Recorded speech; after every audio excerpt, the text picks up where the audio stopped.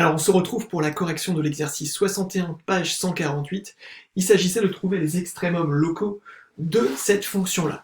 Extrémums locaux, ça veut dire maximum local ou minimum local de la fonction. Pour ça, la méthode, on l'a vu, c'est de dériver la fonction, de calculer f' de x ici, d'étudier le signe de la dérivée, d'en déduire les variations de la fonction, et à partir du tableau de variation de la fonction, on va lire sur ce tableau de variation les valeurs des extrémums locaux.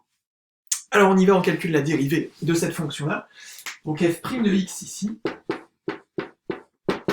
la dérivée de 2x, c'est 2, la dérivée de moins 3, c'est 0, et la dérivée de 2 sur x moins 1, c'est une fonction quotient de la forme u sur v, ou de la forme 2 sur v ici.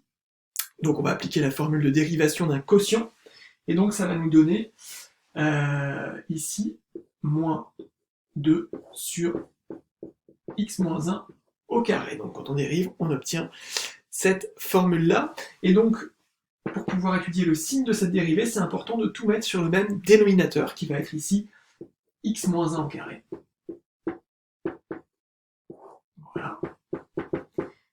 Et puis, alors on ne touche surtout pas au dénominateur, mais on va développer ici le dénominateur. Alors le développement de x moins 1 au carré, on n'oublie pas qu'il y a une identité remarquable, ici c'est de la forme a moins b au carré, et puis on va tout multiplier par 2, donc ça va faire ici 2x carré moins 4x plus 2 moins 2, ce qui va faire donc 2x carré moins 4x sur x moins 1 au carré, et on va étudier le signe de ce quotient dans un tableau de signes. Voilà, donc on reprend l'étude du signe de la dérivée, une fois qu'on a calculé la dérivée.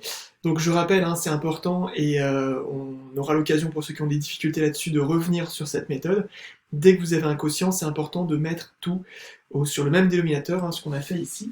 On obtient donc l'expression 2x carré moins 4x sur x moins 1 au carré. On doit étudier son signe. Alors le dénominateur, c'est pas compliqué, c'est un carré qui est toujours positif.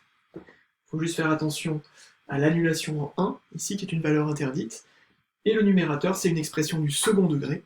Donc on calcule ses racines, et puis on étudie son signe. Alors les racines, ici, c'est simple, on n'a pas besoin forcément du discriminant, on peut factoriser. Donc c'est 2x facteur de x moins 4 sur x moins 1 au carré, et on voit donc les racines ici, 0 et 4. On peut aussi les obtenir avec le discriminant. Donc le dénominateur et le numérateur, on va étudier leur valeur. Donc c'était sur l'intervalle 1 plus l'infini. Donc les deux racines ici sont 0 et 4, donc 0 est avant, elle n'apparaît pas dans le tableau, et donc 4 apparaît ici. Donc le numérateur 2x carré moins 4x, il est du signe de 2, c'est-à-dire positif à l'extérieur des racines, donc de ce côté-ci, et négatif à l'intérieur des racines. Et donc le numérateur ici, qui s'annule en 1, et qui est positif. Sur le reste de l'intervalle, on applique la règle des signes, moins par plus ça fait moins, plus par plus ça fait plus, et donc ici on a une valeur interdite pour f' de x, ainsi que pour f qui est décroissante et croissante. Sur l'intervalle ici 1, 4 décroissante, sur l'intervalle 4 plus l'infini elle est croissante, on a donc ici un minimum local qui est la valeur en 4, donc il suffit après de calculer la valeur en 4 pour avoir le minimum local. On remplace ici dans la fonction f la valeur de x par 4, on obtient 5 plus 2 tiers qui est l'image de 4, soit 17 tiers qui est donc le minimum local de la fonction f sur l'intervalle 1 plus l'infini.